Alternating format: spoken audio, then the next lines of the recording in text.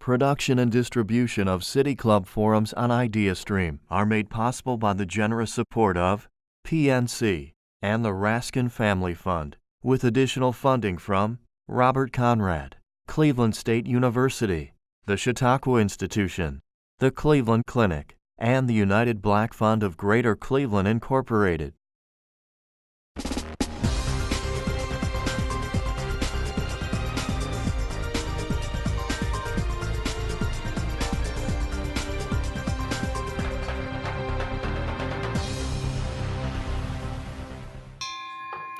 Good afternoon, everyone, and welcome to the fifth Youth Forum of this school year. I'm Tiolu Orisanya, the president of the Youth Forum Council, and we're so glad that you've decided to join us for today's important conversation. In September 2017, the Trump administration announced that in 6 months, the Deferred Action for Childhood Arrivals Program, or DACA, would end unless Congress passed more comprehensive immigration legislation. The program was supposed to end on March 5th, with thousands of DACA recipients losing their protections to stay in the United States and becoming at risk for deportation. However, in late February, the Supreme Court turned down an unusual White House request to decide whether the Trump administration could shut down DACA. The decision to not hear the administration's appeal resulted in two main outcomes. The young immigrants who have signed up for the DACA program are shielded from immediate deportation and can continue to work legally in the United States. However, it also relieves pressure on lawmakers to permanently adjust the status of those immigrants, leaving them in limbo. The March 5th deadline passed this Monday, and no comprehensive immigration legislation has made it through Congress. Will there ever be a bipartisan agreement to the debate over immigration? What reform is possible, and how will those changes affect immigrants in our community? Our panelists are here today to shed light on some of these questions. Allow me to introduce them. First, we have Francis Fungsang, Esquire, partner at Margaret W. Wong and Associates. He's the head of the firm's corporate and employment practice. His practice includes employment and family-based immigration, consular processing, and naturalization. He is a member of the American Immigration Lawyers Association and the Cleveland Metropolitan Bar Association. In 2014, he was named in Crain's Cleveland Business 40 Under 40. He is a graduate of the Cleveland Leadership Center's Bridge Builders class of 2016. Our second panelist, Rob Frost, is chairman of the Cuyahoga County Republican Party. He is also a board member of the Cuyahoga County Board of Elections and partner at Capital Partners, a lobbying firm.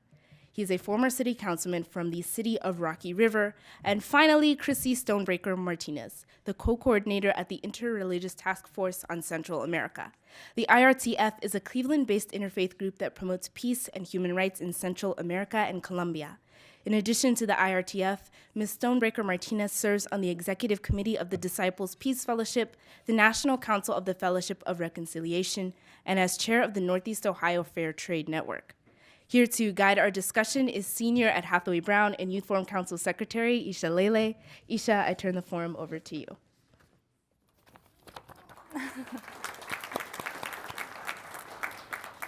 Thank you, Tiolu, for that introduction, and thank you, panelists, for being with us here today. And thank you, all the students, for coming out. It's a very important discussion to have.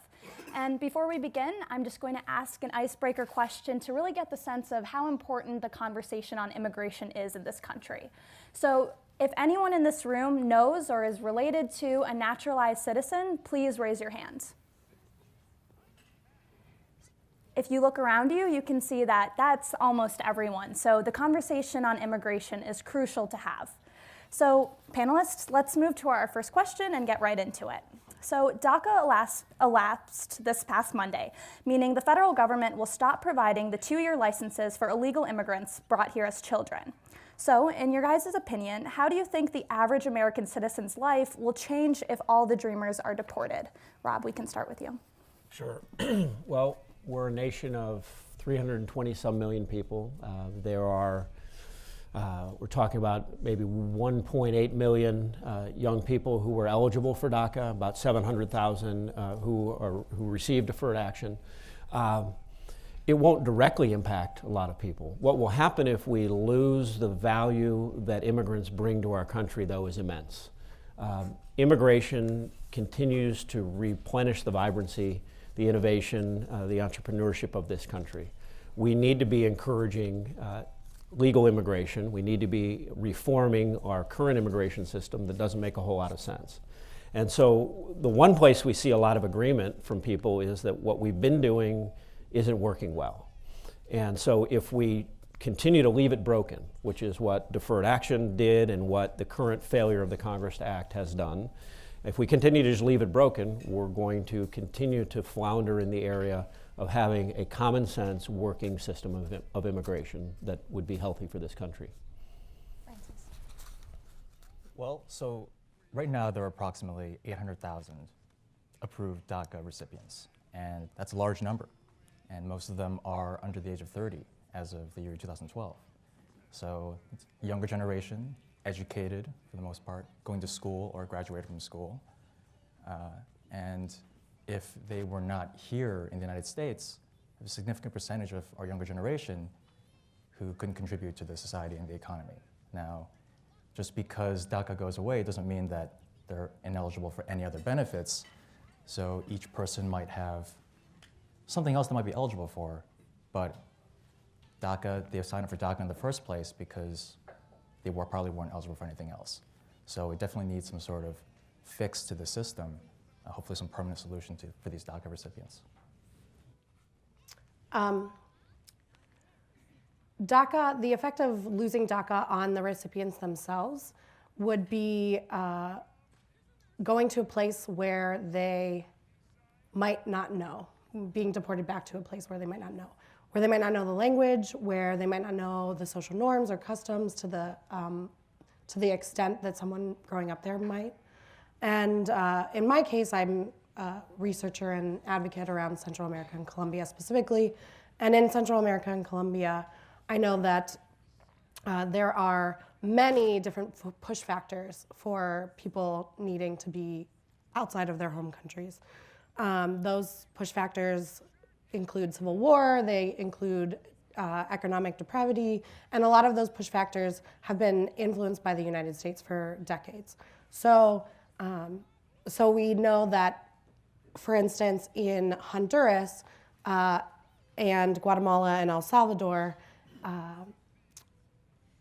refugee requests for neighboring countries like Belize and Nicaragua increased 1,154% in just 2 years because people are experiencing that much need for refuge. So DACA recipients who are deported back to certain countries will experience a lot of violence.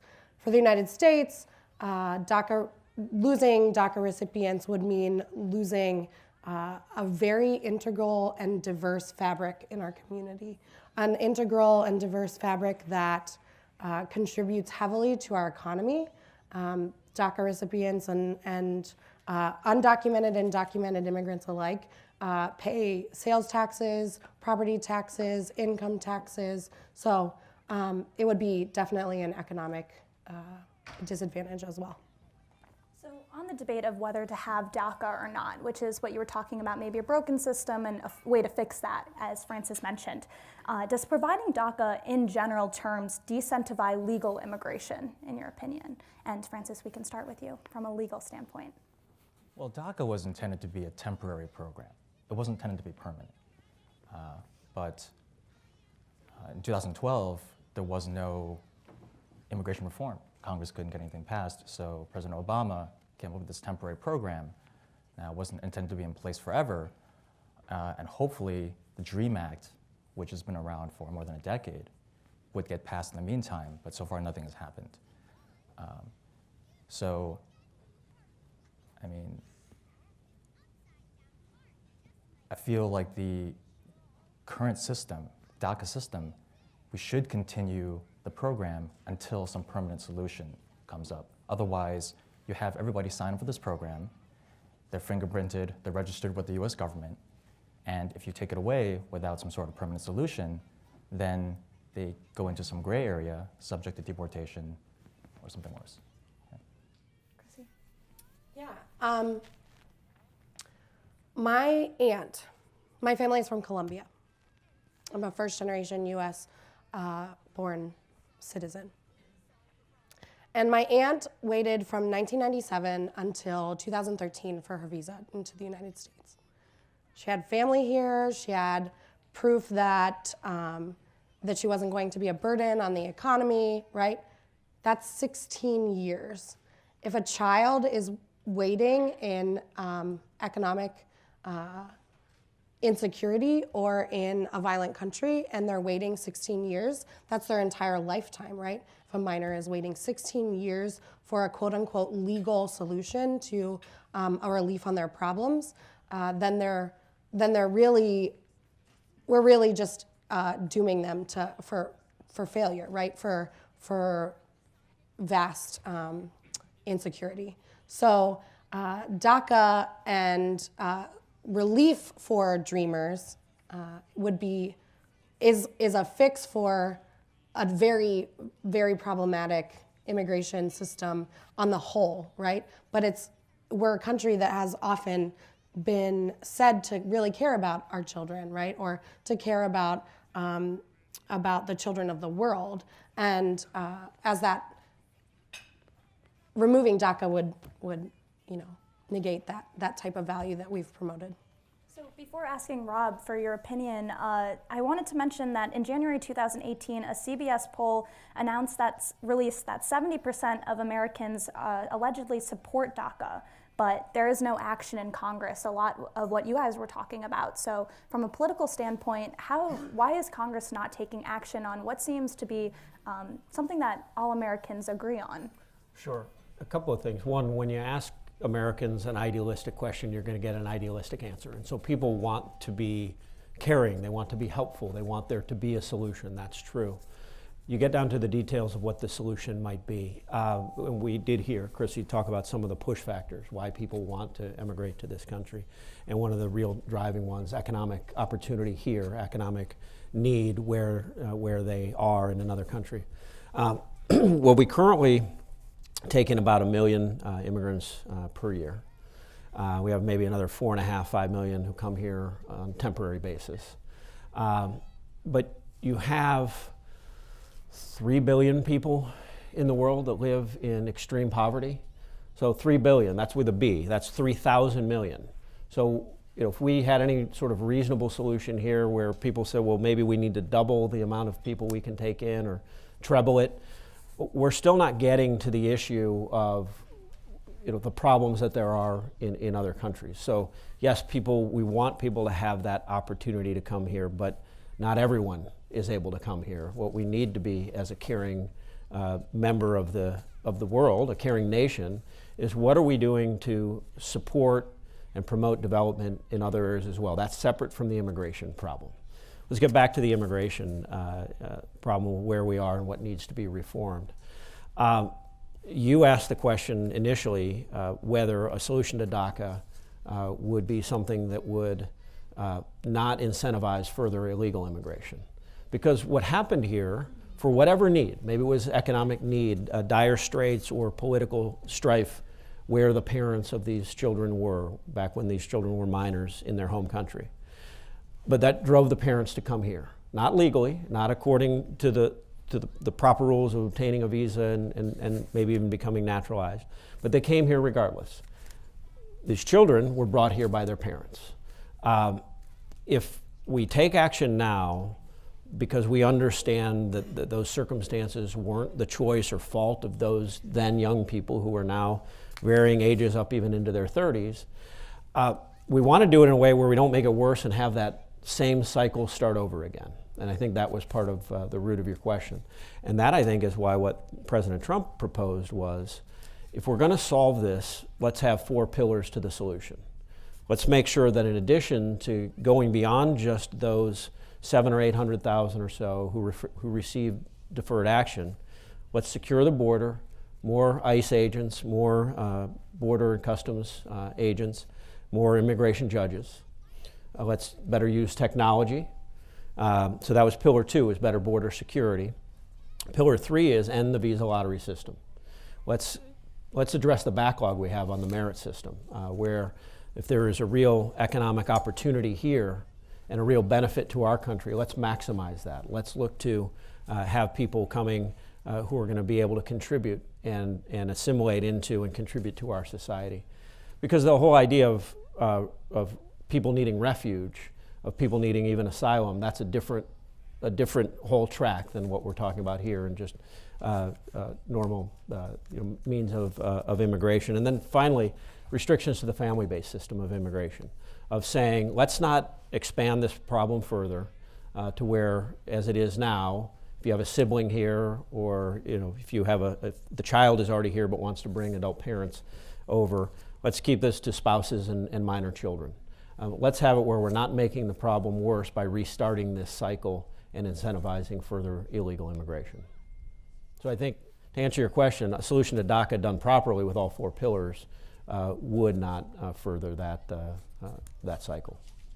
Okay, so with those 4 pillars in mind and what Congress is trying to do, why exactly hasn't Congress passed something if it has been a topic that's been debated for the past year? And because there is no solution, do you think that a solution will be proposed before the next election, or is that going to be something that a lot of politicians will actually be elected for, what they believe on immigration topics? Rob, you can start again. Yeah. I just talked a lot. So it's funny, when I was first invited to come here, Tealu contacted me and said that wanted to talk about what Congress has done on DACA and immigration. I said, well, we can't talk about that because they haven't done anything, and they're not going to, in my estimation, before March 5th. And they didn't, unfortunately. Proposals are out there. Part of what this question and what you asked before is why not? It's hard to say. We could get into political blame and those saying, well, when Democrats had control of both houses and the presidency back 8 years ago, action wasn't taken, or you can point the finger the other way at the Republicans. But that's not going to get us anywhere. I do think that part of the reason nothing happened most recently is we saw with the government shutdown, where Democratic leaders in Congress took the real gamble that they were looking at those polls you cited, where people said they want there to be a solution, and they said, we're going to push this to a government shutdown over this issue. And you had mid 70%, 75% or more of Americans saying, this is not worth shutting our government down over. All the other things that we need our government to do, while this issue of DACA and immigration is important, we're not going to be able to address any of the problems of our society if our government isn't kept running. So our government got reopened, we moved back on. The question is, will the pressure be maintained on our Congress? The president, like him or not, and many don't like his style, but what he has done is force the issue. By taking away that temporary program, which President Obama, as Francis did cite correctly earlier, wasn't intended to be a permanent solution. By its very name, deferred action. It's just putting people into a limbo and saying, well, we're going to defer any action on your status until a later date when we get this figured out. What the president has done by ending that, and what the courts have now held off any hasty deportations, though, but what's happening now is the issue is going to be forced to the fore. To answer your question, do I think they'll take action? Yes, I do think they will before this November. Chrissy, I bet you have a different view on this. Can you restate the question? Oh, yeah, sure. So essentially, if this is something that all congressmen and women alike think that needs to be addressed specifically before the next election, the government shut down over it, why isn't the topic being addressed in Congress? And will it be addressed before the next election? Yeah, I'm actually not sure that it will be addressed before the next election. One of my friends recently said that their crystal ball broke in 2016. So we can't really say what can happen because a lot of times our statistics and our predictions have been incorrect. But I'm not sure where the sense that 75% of the population was opposed to the government shutdown on behalf of DACA specifically and Dreamers specifically, and not just immigration as a whole. The people that I'm working with around this community who are resettling refugees, who are working with undocumented persons, there are coalitions of hundreds of organizations in the state of Ohio that are working to support these folks who are undocumented and migrants in general. Their demanding more from the Democratic Party and from the Independent Party and from the Republican Party. They're demanding more to say, if you do not do something before November, we won't elect you. And including being willing to not pass budgets until Dreamers are protected. Well, I think the reason there's this deadlock is you mentioned the 4 pillars. Now, the 4 pillars, very different parts of our immigration system, and everybody has different priorities. Now, border security. I don't think anybody would disagree that border security isn't important, but how much money do we dedicate to that? How many billions of dollars? We want to help these DACA kids. Majority of Americans are behind that. The diversity lottery. Now, that's only 50,000 visas out of more than 1 million residents coming to the United States. It's a very, very small percentage. So that's not, I mean, it's important to improve diversity here, but it's a very, very small part of our immigration system. The biggest issue is the family preference system. Now, you've heard the term chain migration, you've heard the term family reunification. The vast majority of the immigrants out of the 1 million plus who come every year are family sponsored. That means you're bringing your spouse, your child, your parent, or your brother or sister into the United States. Now, the current administration is proposing to eliminate many of those preference categories and only keep the spouse and the child part of it. So everybody has different priorities. That's more than 500,000 immigrants every year. A big reason people want to immigrate here is economic opportunities. They also want to join their families. If their parents can't come, if the children or brothers and sisters can't come, then are they going to want to immigrate to the United States? So there's this deadlock because everybody has these different priorities, and you're trying to tie multiple aspects of our immigration system, some sort of comprehensive reform, to fixing this DACA problem, whereas a clean bill, just helping the Dreamers, without having to deal with all these different aspects, that's been pushed, but then that's also been rejected. So it would be great if we could have just a clean bill, just focusing on helping these DACA recipients, and then focusing on the rest of comprehensive immigration reform later on. So to move away from the issue of DACA and go to the other side of immigration itself, like you were talking about, like Rob and Francis mentioned, the White House has signaled support for a merit-based immigration system, but what are the implications of switching from the current lottery-based to those merit systems that you guys talked about? What would we see happen in immigration rates and who actually is coming into the countries? Chrissy, we can start with you. Sure. A change from the lottery-based system to a merit-based system would inevitably be more beneficial to well-developed countries, what we call the global north, countries with really high GDP, countries where people are formally educated, right? This is a system that's based in white supremacy. A lot of those countries are in the global north, that they're countries who were former colonial countries, and they're countries who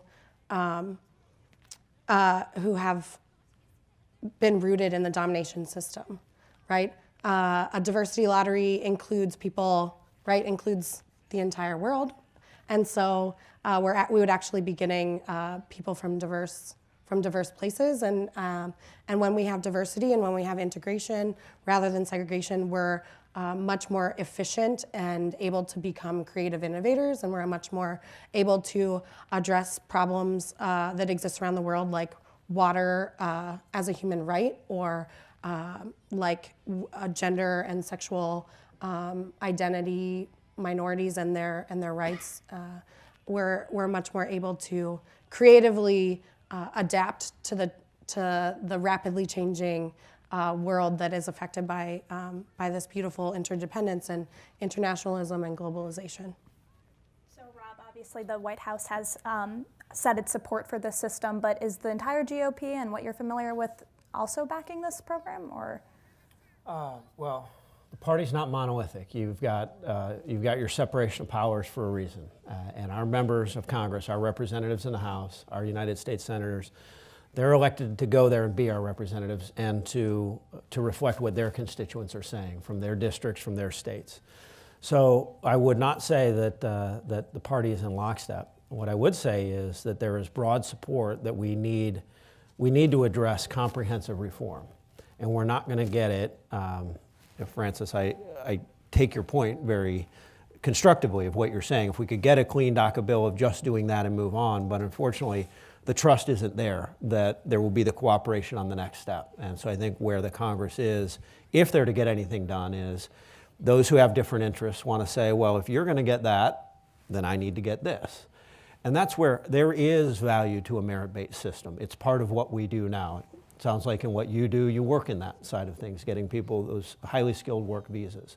We want people to be able to come here and energize our high-tech industries, bring their expertise, or if they come here for school, stay here and help this country grow, be part of innovation and drive in this country. Those are good things. And that's not mutually exclusive of having a more inclusive, diverse society where we're welcoming those least among us who come to our shores. Those are not mutually exclusive things. It is a question of how much of one or the other. Because of the system we've had and the family-based system of people being able to come in, you're still going to be able to have people coming from areas of need to the extent we have something of a family-based system, even if we eliminate some of those categories, as long as you're still able to bring children or a spouse, or even if maybe part of the negotiation is you could still bring a parent over once you're here, or a sibling. There's value to those. And I also think, since we know there's value to the merit-based, to be able to address some of the backlog we see in that, to the extent that, and I don't know the numbers, Francis, I'm sure does much better than I do, but if in part or in whole, we move away from some that are in the diversity, from the lottery system, and help address the backlogs we have in some of our other areas that are also priorities for us, we're starting to get to a fix.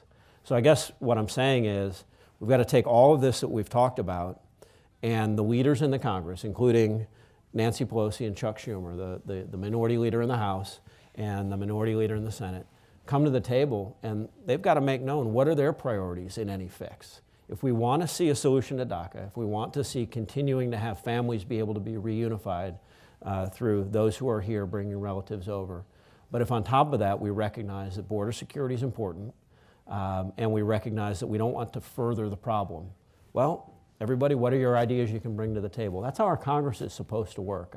I think it can. So. And Francis, your opinion on merit-based versus lottery? Well, I think the immigration system is misunderstood. So you keep saying lottery, but our system is actually a quota system. There are a certain number of permanent residents who can be approved each year from each country for each category. People are waiting in line. So there are higher preference, lower preference. The only lottery is the diversity lottery, which is 50,000 numbers out of more than 1 million numbers. So we want to try to get away from using the word lottery. So with our quota system, there already are preferences in place. Like you mentioned, extraordinary ability individuals, advanced professional workers, skilled workers. That's about 140,000 each year. But then the question is, what do we do about the family reunification? That's about 500,000 each year. And so in a merit-based system, is family reunification going to be one of those points? Is it a factor is it one of those merit factors? That if you have a family member here, that could be something in your favor. So it depends on what are these merit-based factors, what's on the list. And the danger with any kind of merit-based system is it focuses on professionals or highly educated workers, but in the United States, there's a whole range of jobs. There's highly skilled jobs, there's skilled jobs, and low-skilled jobs, and it seems like we can't fill all of these jobs available here. So it's not just bringing in high-skilled workers. That's a great idea. We want to bring in the best and the brightest, but there's also merit-based to a family reunification system too. Right. Good afternoon. My name is Maddie Conley, a senior at Andrews Osborne and a member of the Youth Forum Council. Today we are enjoying a youth forum panel discussing immigration policy in the United States, featuring, once again, Francis Fungsang, Esquire, partner at Margaret Wong and Associates, Rob Frost, chairman at the Cuyahoga County Republican Party, and Chrissy Stonebreaker Martinez, co-coordinator at the Interreligious Task Force on Central America. Our moderator is Youth Forum Council Secretary Isha Lele. I apologize. We're about to begin the audience Q&A. We welcome questions from everyone, City Club members, guests, students, or those of you joining us via our webcast. If you're joining us via webcast and would like to ask a question, tweet it to City Club Youth, and we'll ask as time allows. We ask that your questions be brief, to the point, and actual questions. Holding microphones today are Youth Council members Jocelyn Ting and Sam Lee. We may have the first question, please.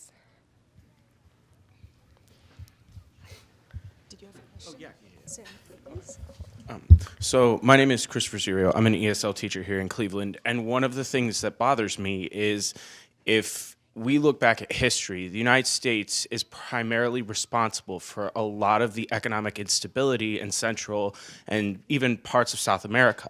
So then we sit here and turn these immigrants away from all these countries that we have openly destabilized through the CIA, the FBI, because of the communist scares, whatever the reason may be. So how can we justify turning these people away when we're the ones responsible for a lot of that? Like, for example, El Salvador with the death squads. And we now know the CIA was primarily responsible for a lot of those deaths. Over 95% of the deaths in El Salvador came from the right-wing militia that was supported by the United States government. So how can we take the moral high ground and still turn these people away from access to all of our resources when we're the ones responsible for all of that? Like, I'd like to hear all three of your opinions, please and thank you. Can I go? Sure.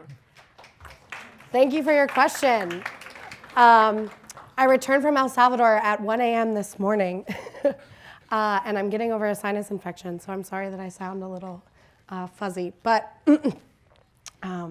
I really appreciate that. I think that your question brings me back to some points that were made by all of the panelists already. I think that there's a difference in priorities, especially amongst these pillars. For me, yo no creo en fronteras. We know what that means. I don't believe in borders. We know what walls have done in the world.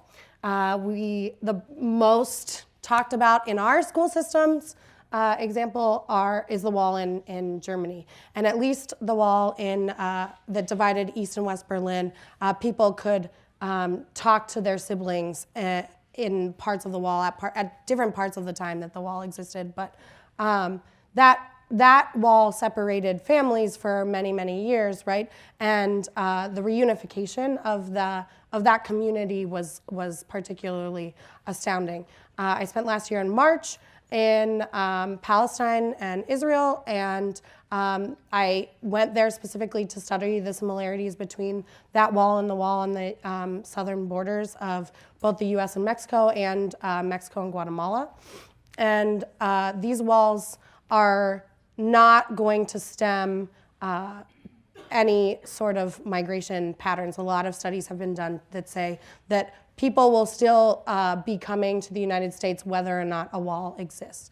I'm grateful that we are careful about everyone's safety in the world, and I know that our government does a very tremendous research process on every individual that is approved entrance into the United States. So in general, I would just say, I don't think we can turn them away. I was in El Salvador this past couple of weeks to observe the elections, to observe democracy there, right? This is a very young democracy. It's only been in existence since 1992 at the end of the war. As many of you in this room know, and if you don't, I hope that you do, my organization was founded when 2 women from Cleveland were killed in El Salvador, Jean Donovan and Dorothy Kazel, alongside Maura Clark and Ida Ford from New York. 3 of the 4 were nuns. They were religious women with the Catholic Church. I myself am not Catholic.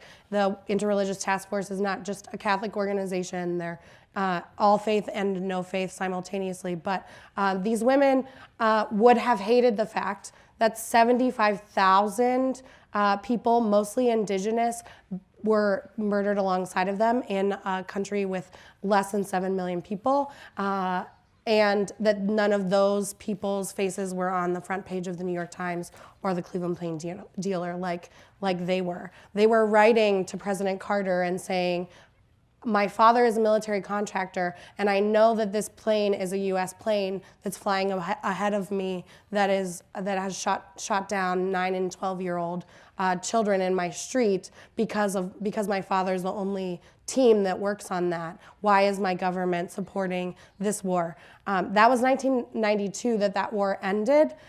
For the countries that I focus on, Colombia's civil war has barely ended. We can't really say that it's ended because there's only been one peace accord with one guerrilla group, and it's the longest civil war in the Western Hemisphere, right? The U.S. and Colombia have had a very, very, very deep relationship.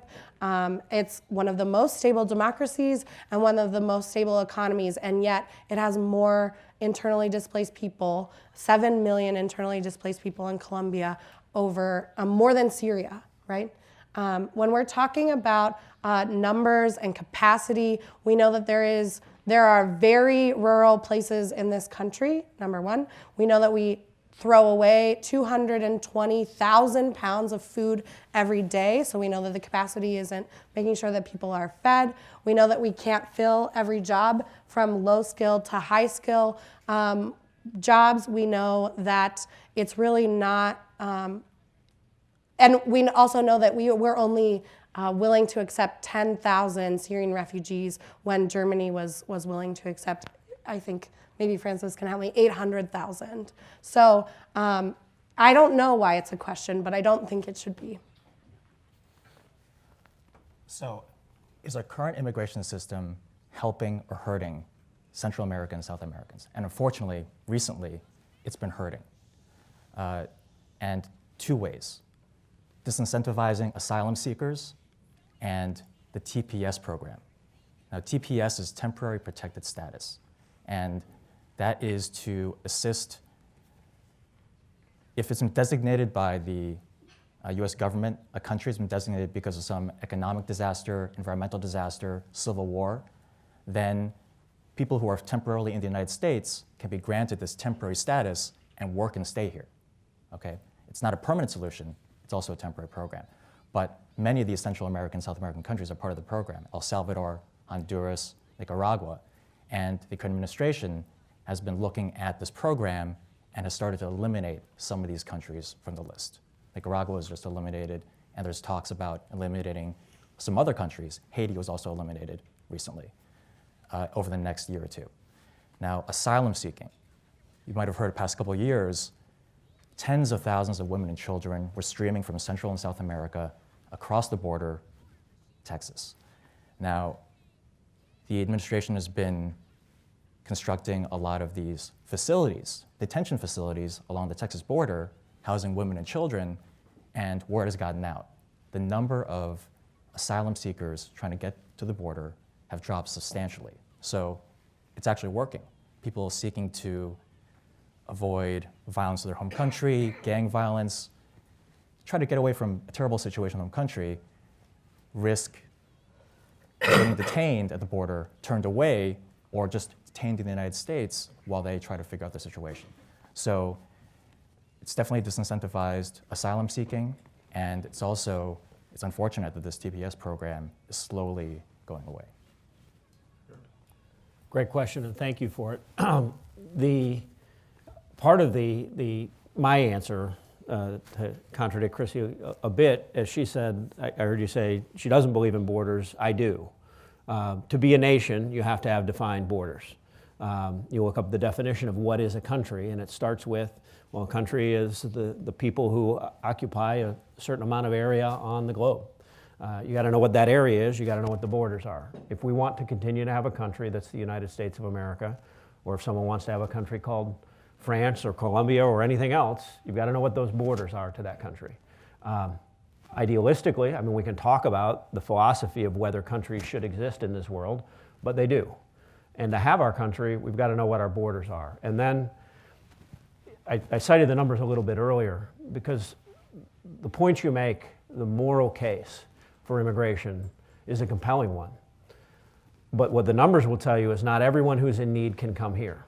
So, can we turn people away where there's a moral obligation to give them asylum? No, and that's why we have the programs that Francis spoke about. Should we have a system that allows for diversity and vibrancy to come to our country? Yes. Can we balance that, though, where it does what we think is the best for our country? I think we should. But the other thing we need to be working on, and this I really applaud Chrissy for the work she's doing, is work on helping the democracies stabilize, work on helping the societies stabilize in those countries, to be there and to be observing this nascent democracy in El Salvador. I truly applaud the work that she's doing, and that's something that has been a real passion for me in my career, is helping emerging democracies become stable, become mature, and helping the people in these countries take hold and take ownership of their own self-governance. And so thank you for the work you're doing in Central America and Colombia. Colombia has a presidential election coming up later this year as well, and that will determine a lot about whether the peace accord takes hold. Hello, I'd like to ask why we can't fix the immigration system. 30 years ago, Reagan supposedly fixed it. We're talking about it now. I want to know, how can we fix the immigration system when one side, oh, you get in, slap you on the hand, get in line, where the other side was deport you, and oh, by the way, if you have a child here, no birthright citizenship for the child. Where is the line in the middle that both sides can agree on and get something done? I'll go first, I guess. It's a great question, and there are the extremes. And this, again, I'll go back to what the president has proposed. And it likely won't, whatever gets passed, if anything, won't look exactly like what's been proposed. But what it does do, or at least tries to do in some ways, is to come to some semblance of, from the conservative side or from the Republican side, you have a Republican president giving a major concession of what immigration advocates have been wanting for quite some time, and one of those things is on DACA, is on those who had been brought here as minor children, to say all who would have been eligible for DACA, not only those who are receiving it, but all 1.8 million who are eligible. Let's give them, whether you call it amnesty or path to citizenship or whatever term you use.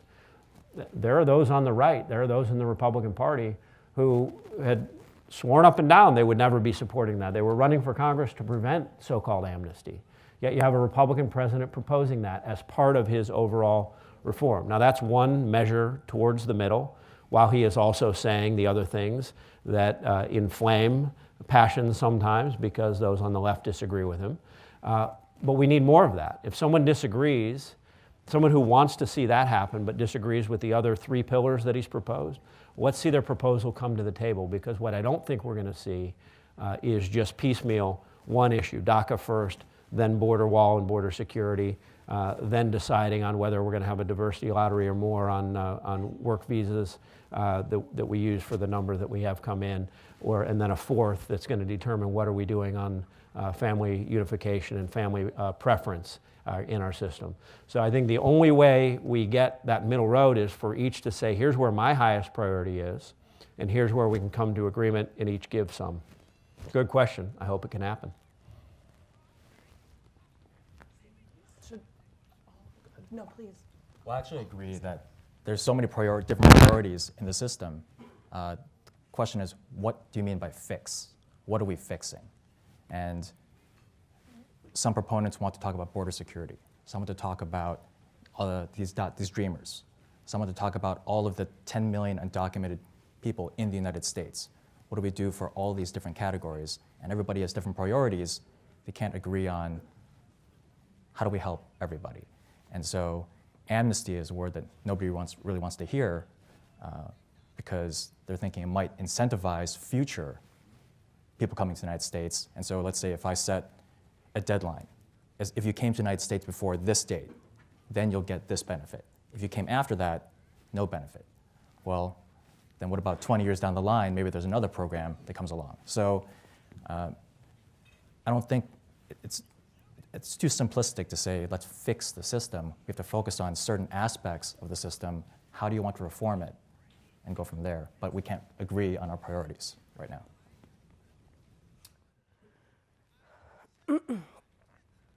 When I say I don't believe in borders, it's not that I'm uneducated or illogical, and I'm not insinuating that you would ever say that.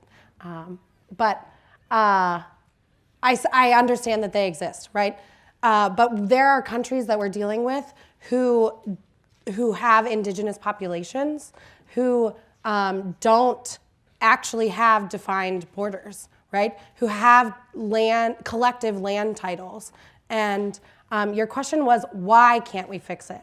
I appreciate that my colleagues have already addressed what needs to be fixed, right? There are different pillars, there are different aspects. Methodically, we need to work through each aspect of people's opinions about these things.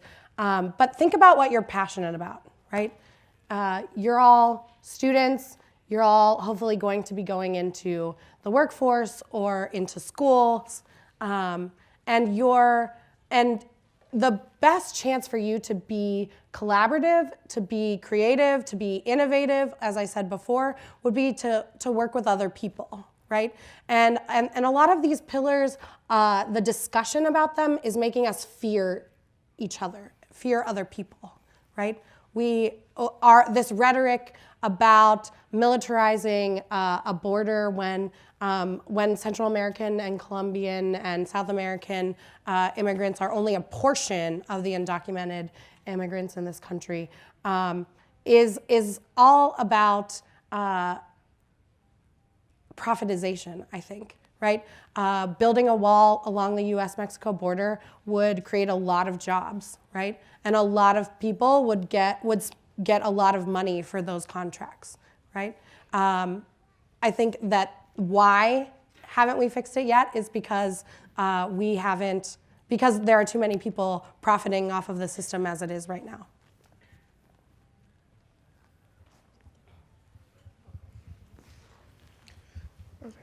Well, I have a question. You said that the DACA plan was never meant to be permanent, that it was only temporary. Well, my question is, why end it unless you have a solution already ready? Or why end it if you don't know what you're going to continue to do? Because now it seems as though there were always problems, but now there are more problems coming to light. They're more at the forefront of the public eye. So I just want to know, what was the point of that?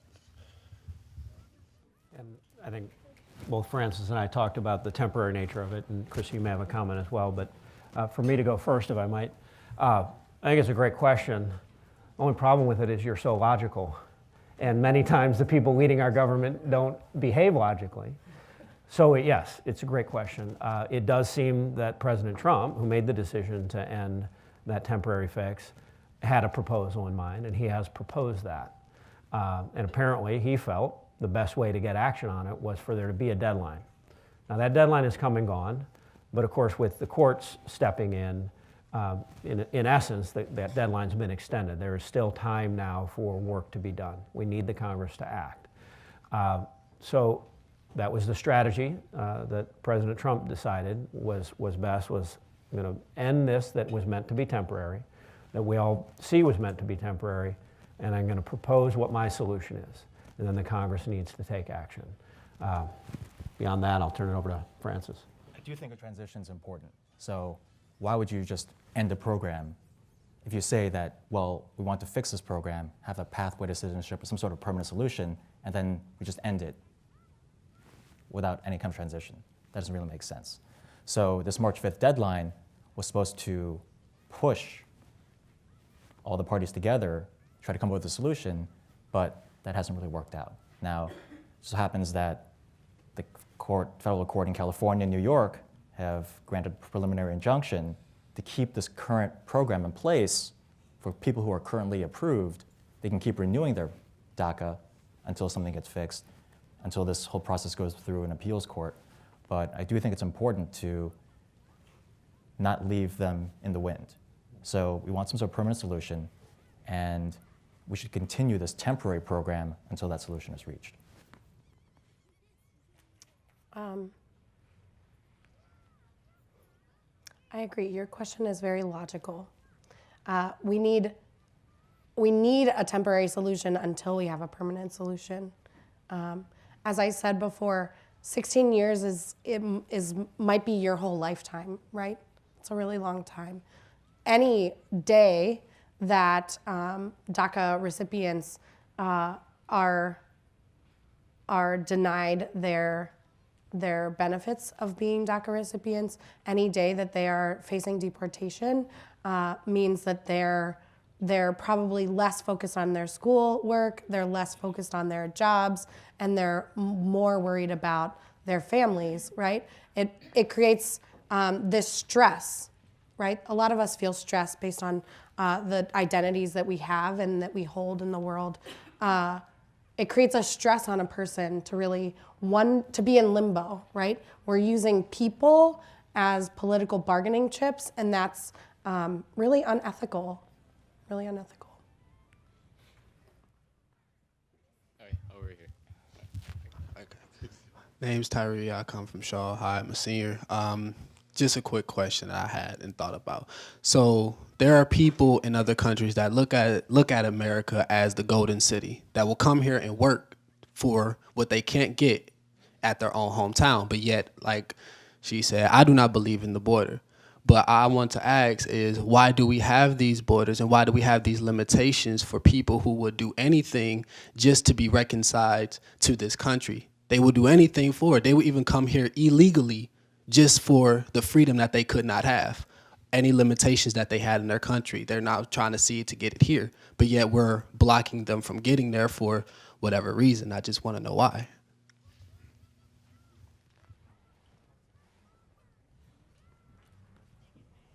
Who wants to go? Anyone?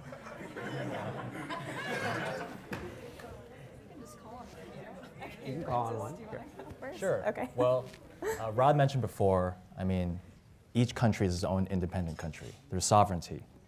So we have borders for a reason, geopolitical, economic, historical. And we do have, the current system does have programs in place to help people come into the United States, or if they're already here, to assist them if they're fleeing some sort of desperate situation. Now the problem is that not everybody can come here. And so asylum is something that a lot of people strive to apply for, but first you have to be in the United States before you can apply for asylum. You have to be here already.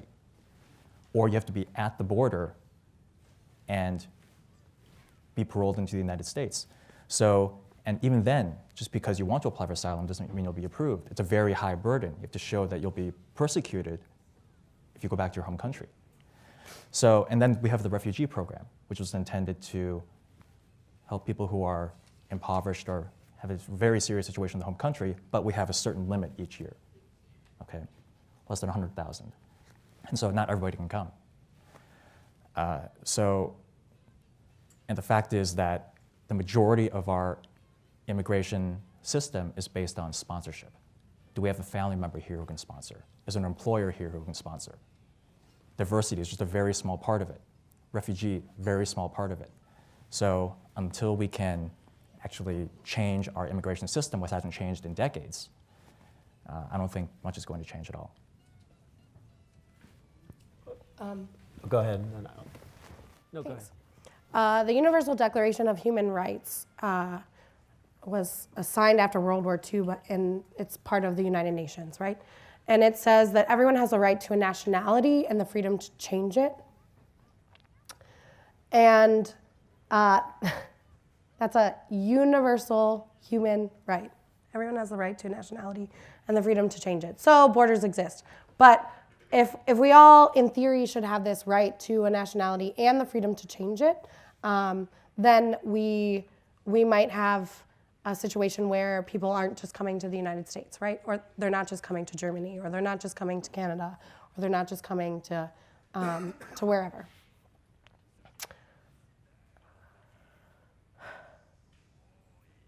Temporary protected status, I'd like to go back to that for a second.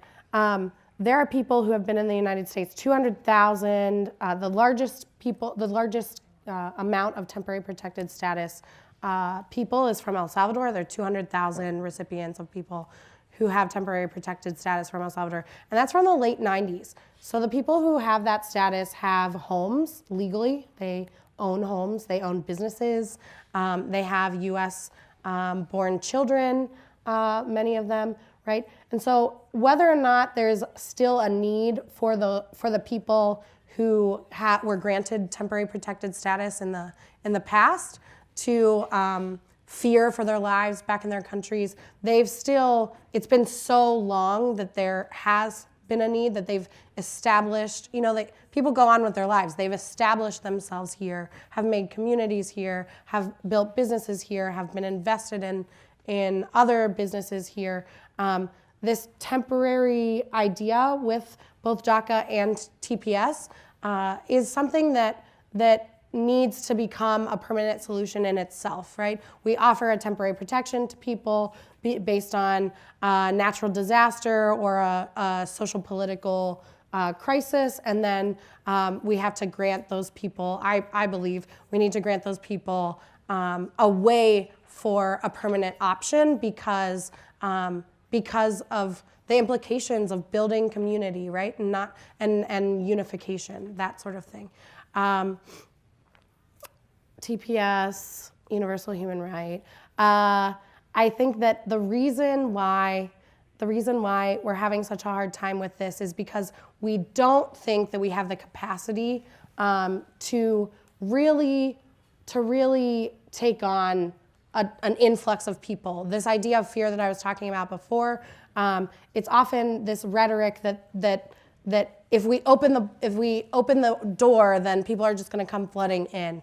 My organization and my own individual stance is that I would love for every person's home country to be a country that has a true, authentic democracy, one that we don't always see in place here, right? A true and authentic democracy where people are represented, where people are civically engaged, right? I want everyone's home country to be a place where they can afford the things that they need for life, liberty, and their pursuit of happiness. I want everyone's home country to be a place that is safe and secure, right? And so we definitely need to work on all of the push factors of people migrating and finding, needing to find asylum or refuge somewhere else, more than we need to find just the solution, because unfortunately we're not getting anywhere with working on the after effects of this migration issue. Today at the City Club, we have been enjoying a youth forum on immigration policy in the United States. All youth forums are sponsored by AT&T. We appreciate your continued support of our student programming. We welcome students from Bard High School Early College Cleveland, Hathaway Brown School, Max S. Hayes High School, MC Squared STEM High School, St. Martin de Porres High School, and Shaw High School.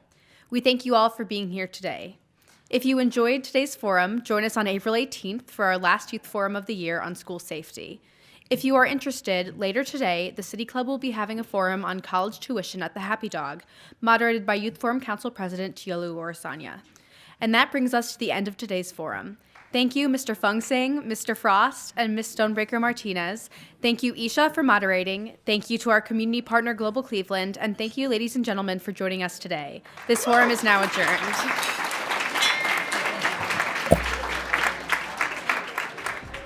For information on upcoming speakers or for podcasts of the City Club, go to cityclub.org.